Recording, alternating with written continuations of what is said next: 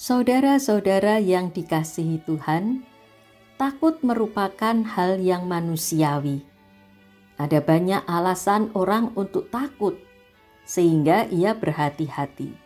Misalnya, takut mengalami kecelakaan lalu lintas, membuat seorang berhati-hati dalam berkendara. Takut menyakiti orang lain, membuat seseorang berhati-hati dalam berbicara.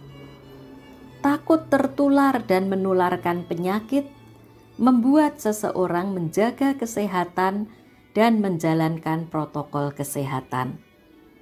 Namun ada juga takut yang membuat orang tak berdaya, karena tidak tahu dan tidak ada kepastian, seperti takut menghadapi masa depan. Ada kartun bertuliskan, masa depan itu tempe semua, artinya tidak ada yang tahu. Demikian pula dengan kematian. Tak seorang pun tahu kapan dan bagaimana akhir hidupnya. Oleh karena itu dalam Alkitab banyak tertulis sabda Tuhan, jangan takut. Bahkan sampai 365 kali dalam Alkitab, seperti jumlah hari dalam satu tahun. Setiap hari Tuhan berkata, jangan takut. Saudara-saudara yang dikasihi Tuhan, jemaat di kota Smyrna, sebagaimana digambarkan dalam Wahyu 2 ayat 8-11, juga diberi nasihat, jangan takut. Wahyu 2 ayat 10 tertulis demikian, jangan takut terhadap apa yang harus engkau derita. Sesungguhnya iblis akan melemparkan beberapa orang dari antaramu ke dalam penjara, supaya kamu dicobai dan kamu akan beroleh kesusahan selama 10 hari. Hendaklah engkau setia sampai mati, dan aku akan mengaruniakan kepadamu mahkota kehidupan. Smyrna merupakan kota kedua yang menerima kitab atau surat Wahyu. Kota Smyrna merupakan kota pelabuhan yang besar dan indah.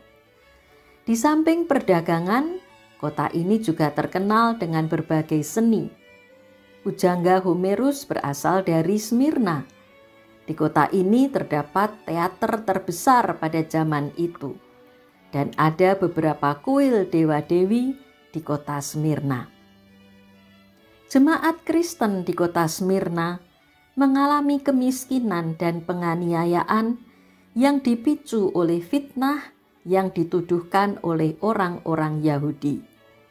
Tuduhan yang berbau politik adalah orang-orang Kristen tidak mau menyembah kaisar sebagai raja. Maka mereka mengalami penganiayaan, mulai dari perusakan rumah tempat tinggal mereka, hingga penangkapan, pemenjaraan, dan pembunuhan.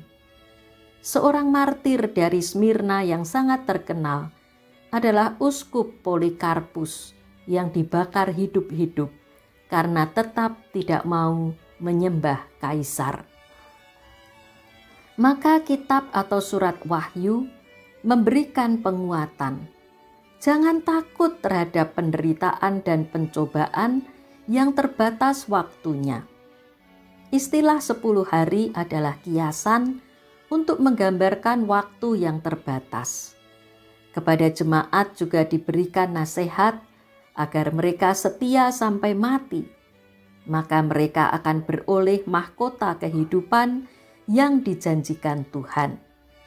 Mahkota adalah lambang kemenangan dalam lomba olahraga, dan yang diberikan oleh Tuhan bukan mahkota dari daun zaitun atau bunga-bunga, melainkan mahkota kehidupan yang abadi. Saudara-saudara yang dikasihi Tuhan, nasihat jangan takut dan setia sampai mati terus digaungkan kepada kita juga. Mungkin kita tidak mengalami penganiayaan seperti jemaat Smyrna, tetapi berbagai bentuk penderitaan juga ada dalam hidup kita. Mengapa kita takut dalam menghadapi penderitaan? Mungkin karena kita melihat penderitaan itu sebagai masalah yang harus kita selesaikan. Nah, karena kita merasa tidak mampu menyelesaikannya, kita menjadi takut.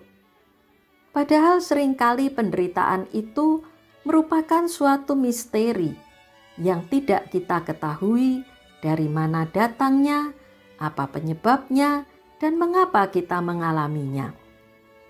Maka penting bagi kita untuk melihat penderitaan dengan cara yang baru. Monsignor Lorenzo Albacete menulis demikian, "Suffering is not a problem to be solved, but a mystery to be lived."